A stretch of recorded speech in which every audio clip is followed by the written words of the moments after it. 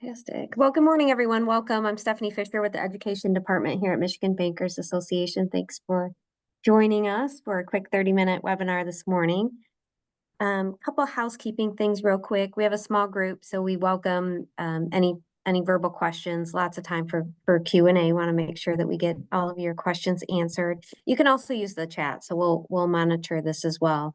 And then the recording I just mentioned, I will share that link, and you can please share that with your team as well. So we have heard from a number of our members that you all have had some slight budget cuts to your training budget. So we reached out to our friends over at Leo to review the Going Pro grants and how you all can apply and benefit from this program. So with that, I would like to introduce Kevin Cortez. He is specialist with the workforce development at the Michigan Department of Labor and Economic Opportunity, or LEO.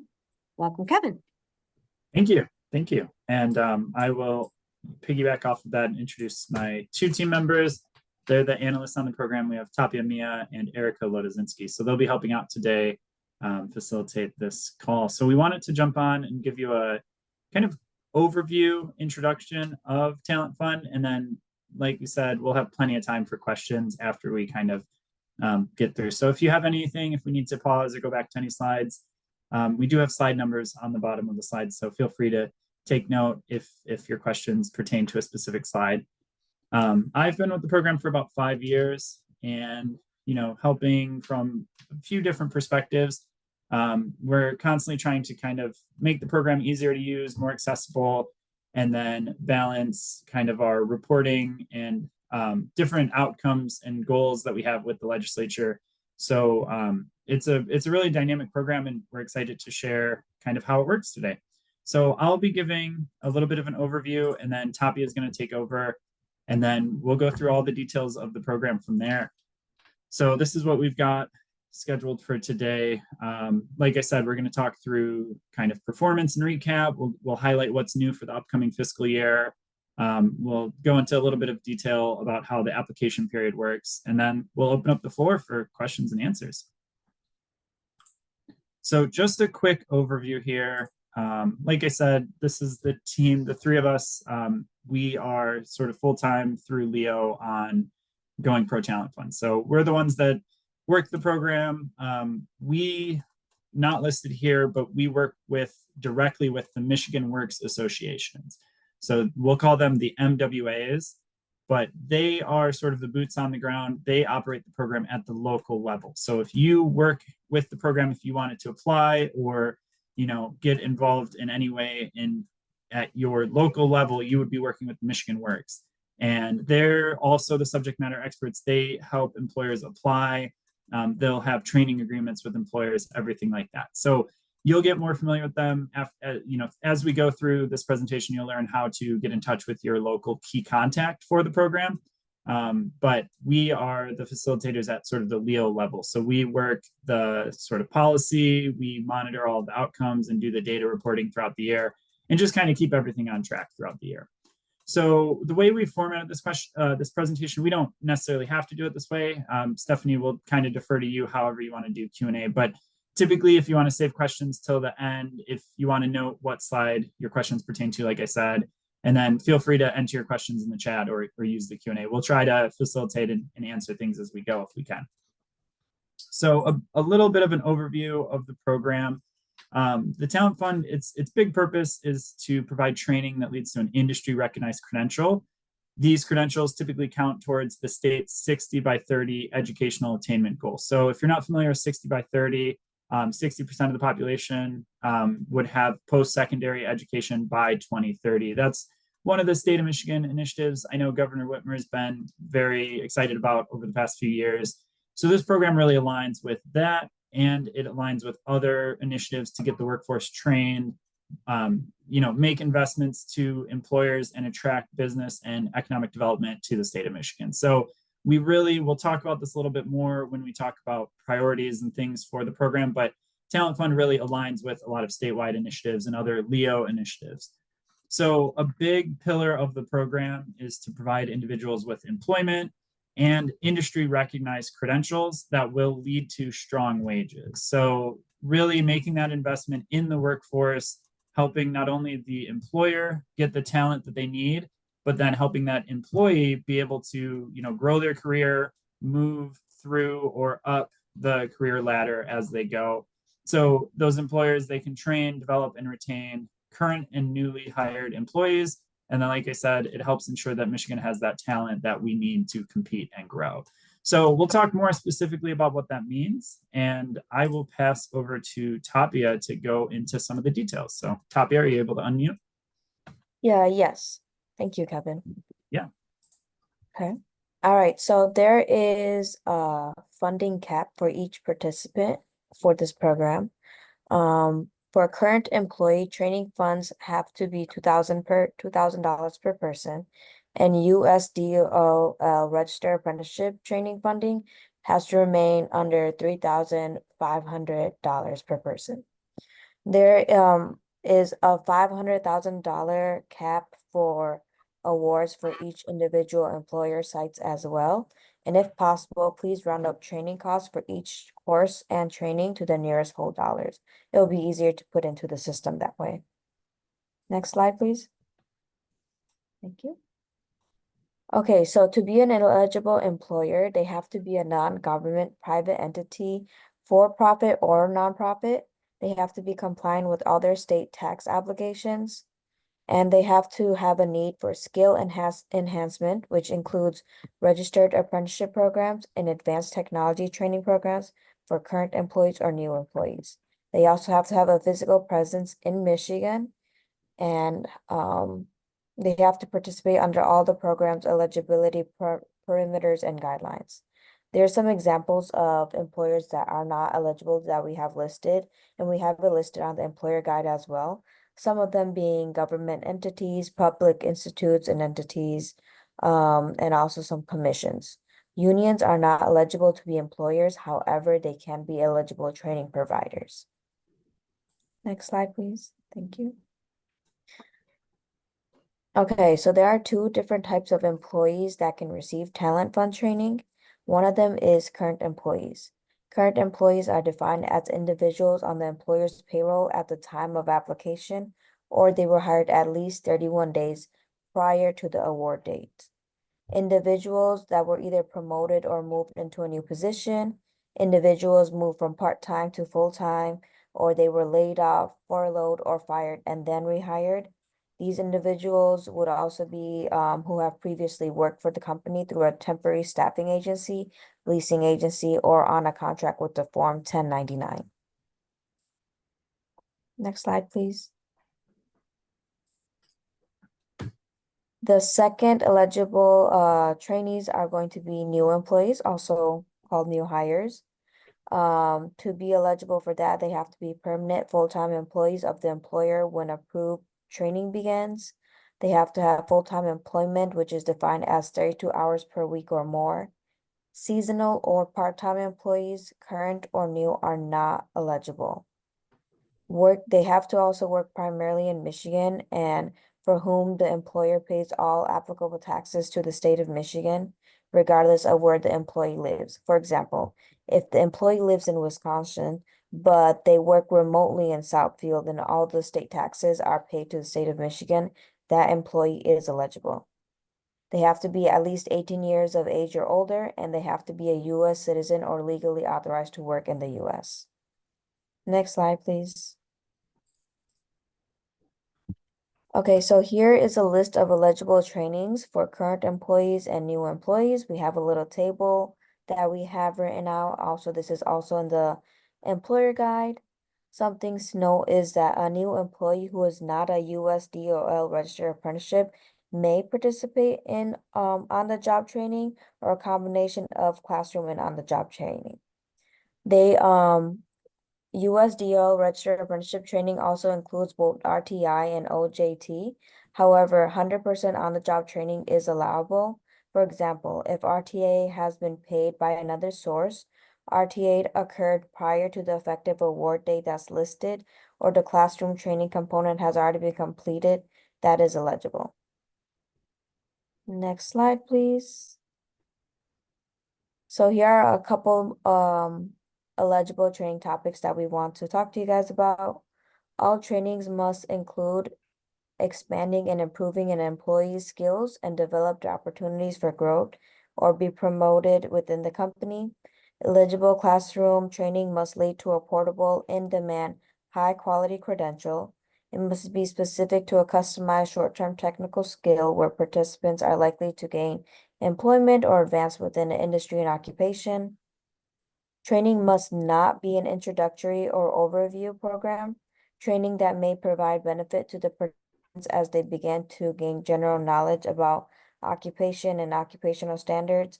However, participants are unlikely to gain employment or advance within occupation. All this is not eligible for reimbursement.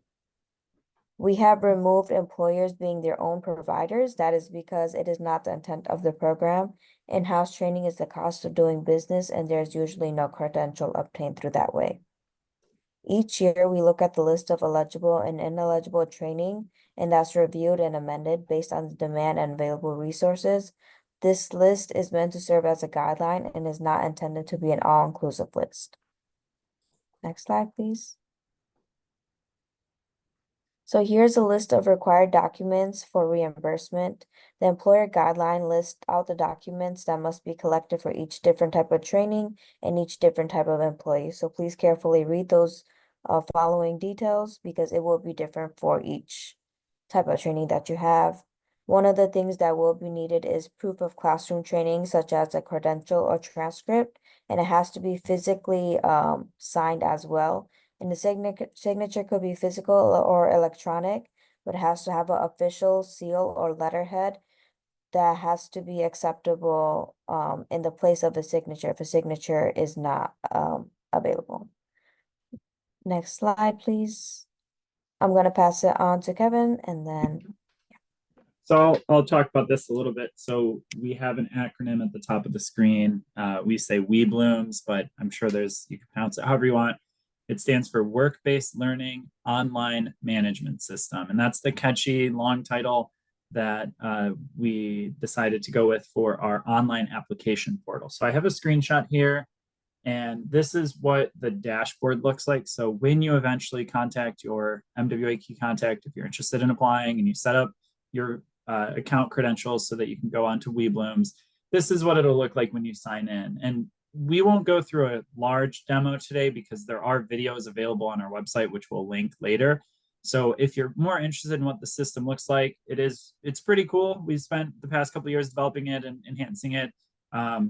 You do your entire application through this online portal. So you'll work with your MWA. You would submit on screen here, you can see what's called authorization requests. You basically request permission from the MWA to create an application. Once they approve, then you go through and build the application page by page, and it's all on screen. You get some reports right out of it, so you can download a copy of it and things like that, and then you submit it through the system to the MWA. The MWA eventually will submit it up to us. So it's really this whole program, if you're not familiar, it used to be all sort of pen and paper. So this is an upgrade as of the past 5 years or so. So really excited about it, but we won't spend too much time on it this afternoon unless we have a ton of questions on it during Q&A. So check out our website and you can watch us. We have video recordings of kind of step-by-step tutorials. They get updated and refreshed each fiscal year. So we'll be updating those this week also for the upcoming fiscal year. So just wanted to plug that. And I'll pass it back to Tapia to talk a little bit about performance and recap.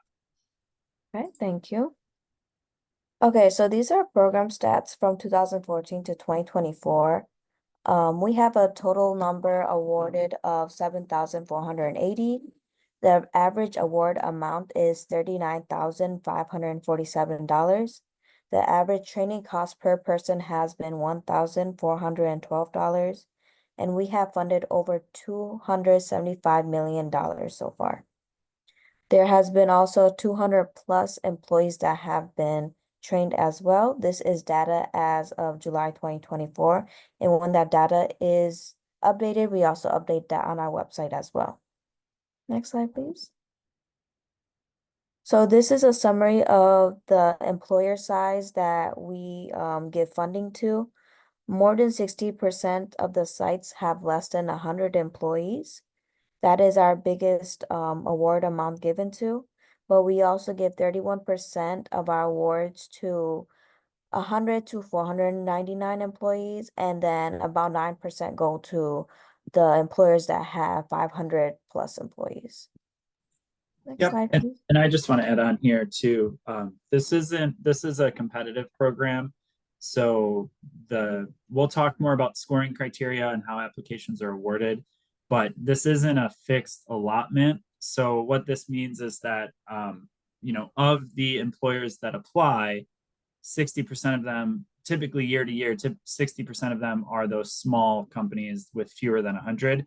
And then another 31% are still what the federal government would consider a small business with less than 500. So the big takeaway here is that most of the funds tend to go towards those small businesses in Michigan.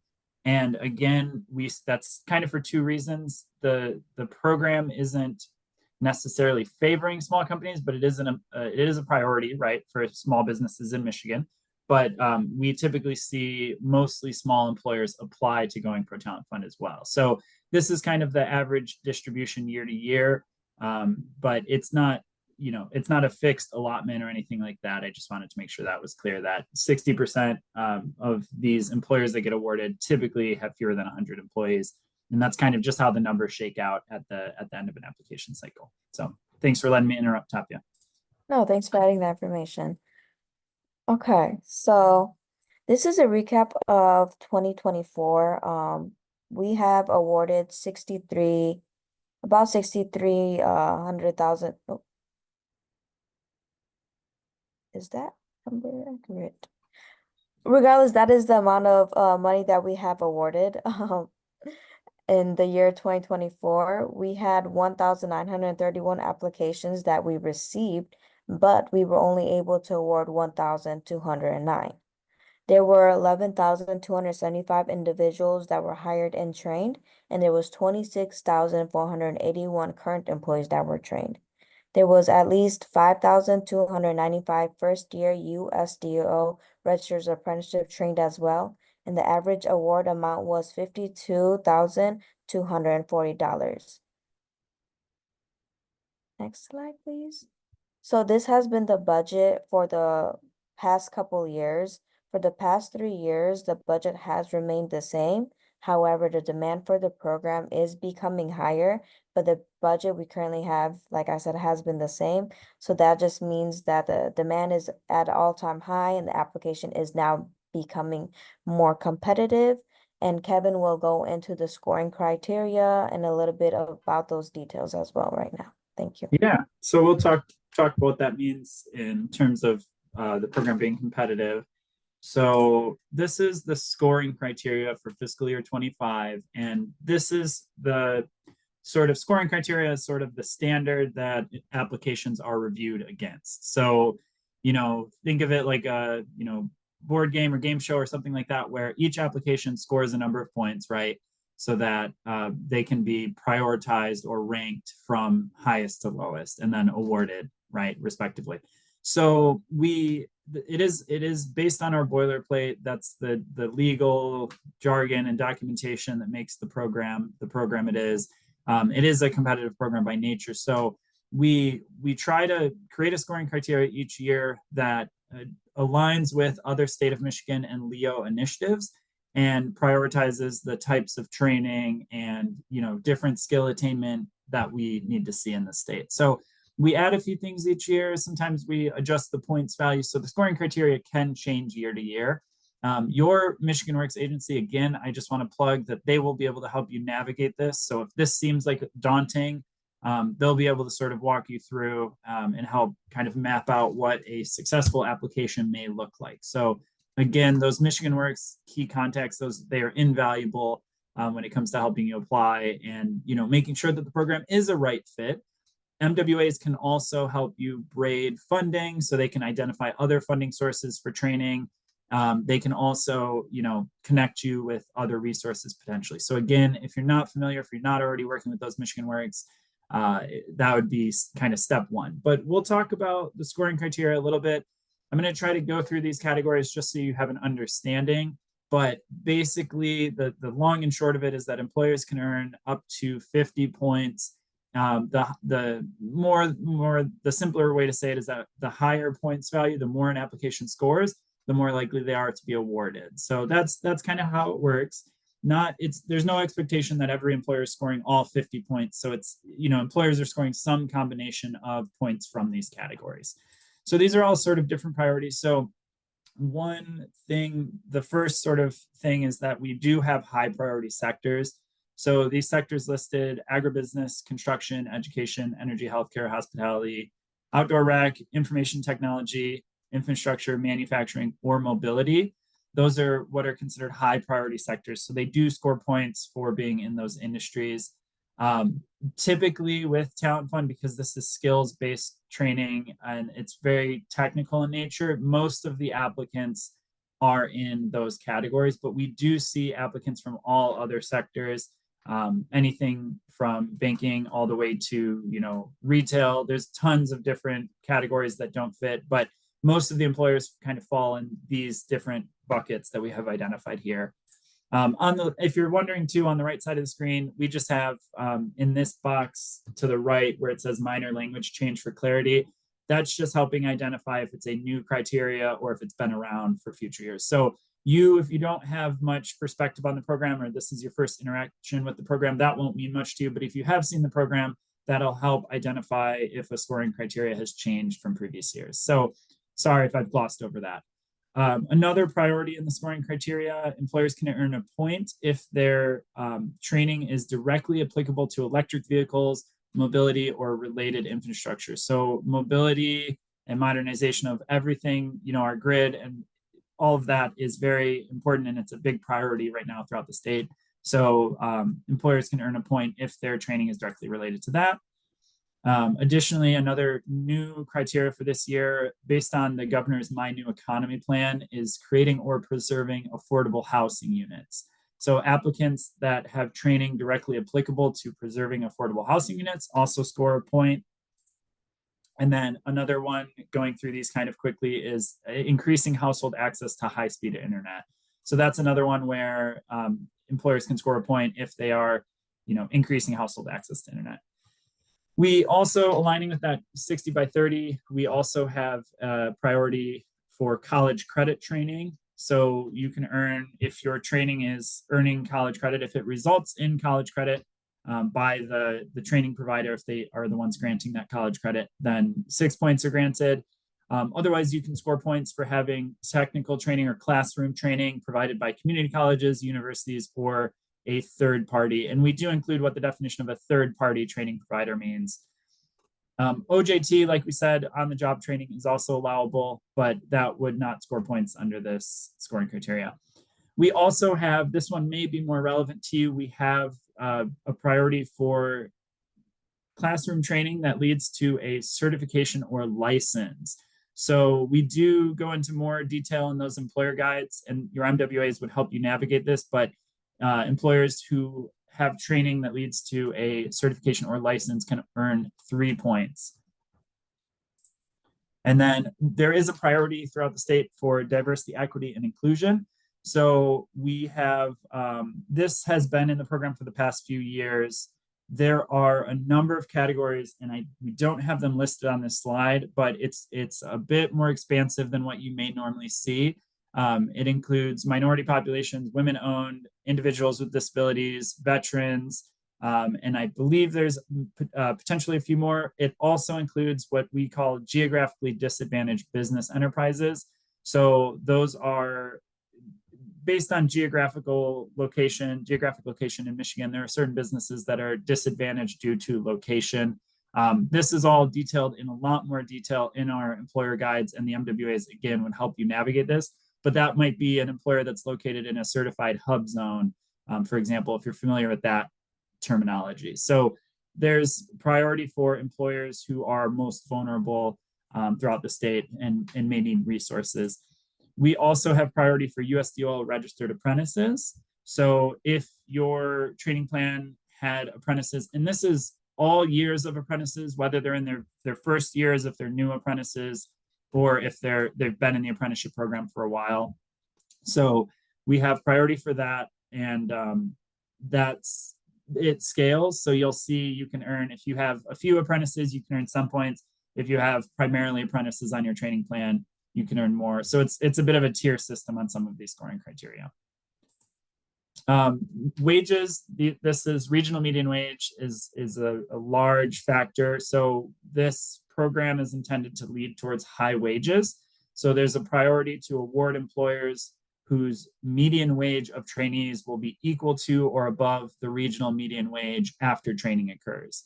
So that's a large priority right now, is that this training should be leading towards wage growth and high wages for workers. So that's another important scoring criteria that is worth 11 points out of the criteria.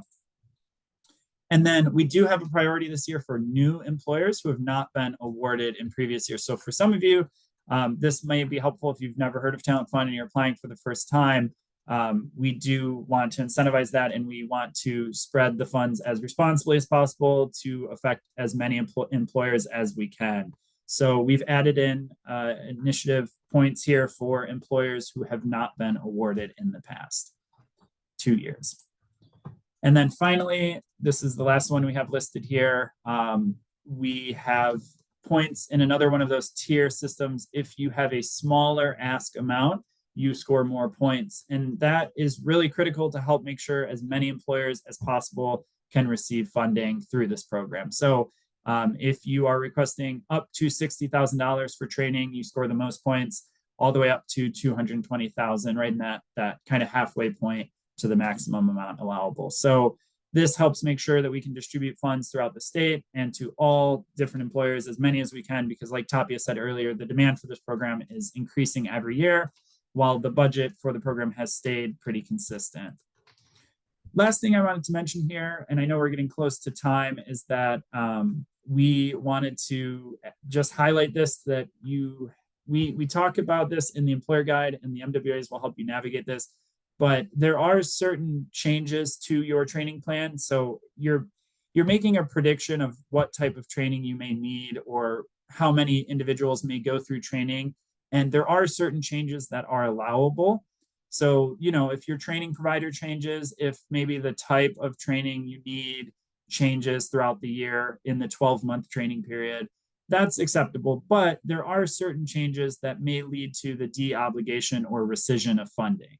So when you are awarded, you would need to work with your MWA to make sure that when you have a change or you propose a change to your original training plan, it needs to fall within some certain parameters. And there's certain things here. So like removing college credit from the training plan, there are scenarios where that can result in funds being de-obligated at closeout. So you would need to potentially give back funding if you made certain changes, like taking apprentices off the training plan. So basically, you want to get, when you're submitting an application or creating an application, you want to really drill down to your training need and make sure what you're projecting is accurate and it's feasible within the training period. So just wanted to highlight that. I'll pause here for a moment. Stephanie, if we do run over and we need to stop, just let me know. We just have a few more slides before we're going to open up for Q&A. Sounds good. Thank you. Okay. So we just want to talk about the details really quick of how the program works. So we do have multiple application cycles. So the big thing here is that we have an independent application and an ELC application. We'll talk about what those mean, but we have 2 independent application periods. So in the fall, coming up in October, we will have our cycle 1.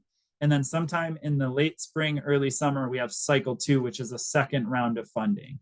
Both have a 12-month training period associated with them, and they have different deadlines. So here's the calendar on screen for cycle 1 from October 1st to October 18th, October 18th being the deadline to submit applications. So again, if this is something you're interested in, get in touch with your MWA if you're interested in submitting an application in October.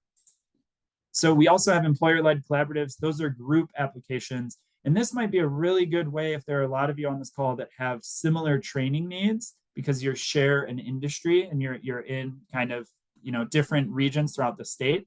This might be a really good way to get awarded or work with your MWAs to kind of build a collaborative effort. An employer-led collaborative is when multiple individual employers, they join forces to submit an application together. And this training period normally opens up, this application period normally opens up in the spring. And what you could do is work with some of your colleagues on this call to come up, identify a shared training need, and then, basically identify which training you might need together, identify who from each of your companies would go to training, and then you get to submit an application together. So this might be a really good opportunity. And if there are some unique trainings specific to your industry, it might, this might be a helpful resource for you. So definitely talk to your Michigan Works about ELCs if that sounds like something you might be interested in doing together. There are just some guidelines here, and we'll share these slides out, but there's each employer can have one ELC award and one independent award per year. So that's really the big thing to note here.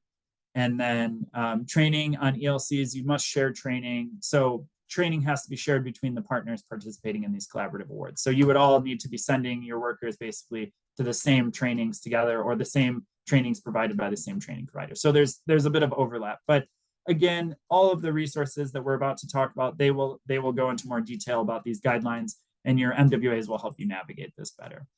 So last thing here, we have guidance and resources available. So linked here is your contact information for your MWA key contacts in your region. Again, I hope I don't sound like a broken record, but they'll be the ones to get set up and help you through, navigating the application process. On our website as well, which should be linked in this PowerPoint when we share it out. But if you just Google Going Pro Talent Fund, it's the State of Michigan website that'll come up. We do have all of this information in our overview and fact sheet. And we have our comprehensive employer guide that has all of the details you can read through for yourselves, or, read through with your MWA and, learn a lot more about the program. So that's all available on our website. We also have video tutorials, the program guidance, we have prior year data. There's a lot of stuff on our website. So it would be worth checking out if anything we've been talking about is interesting to you. So Stephanie, I'll pass it back to you. That concludes our presentation. We do have time to stick around for Q&A. I know we're a little bit over time, but yeah, I'll pass it back to you. Thank you. And I'll actually start because I have a couple questions that came into my email. And I'm sorry, I don't have noted the actual slide number, but someone asked about the hub zone. And I did Google it. It looks like there's 28 counties and they're listed on the MEDC site. So if you are a bank who is lending to these small businesses in one of these 28 counties, would that make them applicable for those numbers of points?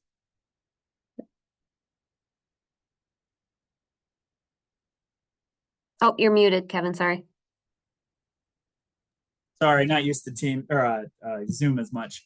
So yeah, that's a really good question. So the employer applying, the actual employer themselves would need to be a geographically disadvantaged business enterprise to score those points. So it's great that they would be lending, but they would not qualify for the points, unfortunately. Okay, so then the second question, then that answers that as well. It was a question about the affordable housing projects. If they are funding those through CRA projects, which is the Community Reinvestment Act, the bank itself. So then that would make them applicable for those points. Yeah, the same sort of ruling on that. So with those ones, there's different degrees. So with the EV, the housing, electric vehicles, affordable housing, and the internet access, I understand there's different degrees of connection. So your MWA would work with you on the specifics for each, because there may be a case where they could score points, but generally speaking, that there's like the first degree connection would be those employers that are working directly on the houses, restoring them or whatever, lead abatement, all of those sort of things that are actually doing the work. And then there's those second degree of connection that are sort of the contractors and the ones coordinating services or identifying the refurbishing needs or whatever it may be of the house. And then a third degree connection might be a manufacturer or a lender. So typically those third degree connections, they wouldn't be scoring those points, but if there's some other value added that's happening, or if there's somehow some other resource coordination, there might be a case, and the MWAs would work with each employer individually to see if that's a good fit. But generally speaking, a lender wouldn't qualify for the points. Okay, thank you. Anyone have any questions?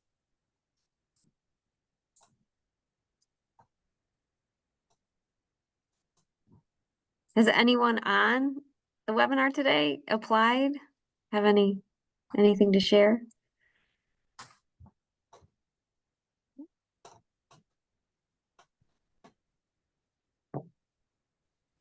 I have a question. This is Mindy from First State Bank. I noticed that there is a higher degree of points given for technical skills.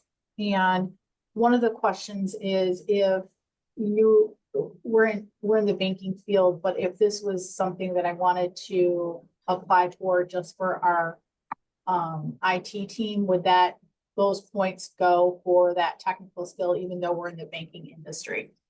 Yeah, that's a great question, and they would. So it's there are, there's kind of different categories, like we said. So there are points for industries, but any industry can apply and participate in training, and there is that focus on technical training. So yeah, if you had, it doesn't necessarily, I just want to make a point of clarity that it doesn't have to be technical training as in IT, but just more so those hard skills rather than soft skills training. But Okay. yes, if your IT department needed, server maintenance training or something like that, or some sort of technical IT skill, that is absolutely a good fit for Talent Fund. And that would be one of those, that would be an example of a training that would be eligible. So when you look through the employer guide linked on the website, there's a few pages on examples of eligible and ineligible training guidance. And yeah, that would definitely be a good fit for Talent Fund. That would be a hard skill that, leads to a credential, which is the main kind of priority of the program. So it basically pays for the study portion of the certification, not the certificate itself. Is that what I'm kind of understanding? So like a study course for like SHRM as an example, but not for the test. Correct. That's a good way to put it. It would be the classroom training associated, not so much the testing fees, but Okay. any of the training that comes before getting the credential. The most common credential we see is certificate of completion, which is kind of just a catch-all to say that employee went through some sort of hard skills training. But Okay. if there was a certification or license or college credit that comes after it, yeah, the program's really designed to pay for the classroom portion or the on-the-job portion associated with that. And then, the employer or trainee would cover like the testing fee if they, say they had $100 Right. fee to take the test. Yeah. Yeah, no, that makes sense. In any Thank of you. our training, we will provide a certificate of completion with our seal. We have our facilitator, our speaker sign it, so we can verify everything that your teammate was here in person and stayed the whole day, everything. So Yeah, anything yeah, we can do. exactly. And a big part of the program, so there is new hire on the job training, which I would say that's also another big catch-all. So people coming into the workforce, that's a big part of the program. And there is a lot of training that if you're onboarding or opening new sites and things like that, there are abilities to do on the job training for those new hires. So that is part of the program as well. And then the general idea is that the classroom training would be through like a different training provider, an external training provider, will say, that would be helping to upskill. So yeah, that's kind of a basic overview. But when you look through that employer guide, it should be a lot more clear and kind of, I'll say black and white language that kind of shows you what some examples are versus eligible and ineligible. So yeah, hopefully that's a helpful resource.